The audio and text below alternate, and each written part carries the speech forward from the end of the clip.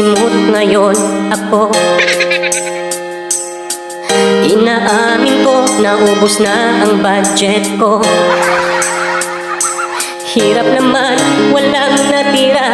January pa lang, puno din na tuyo aking ulam. Yan agad aking ulam.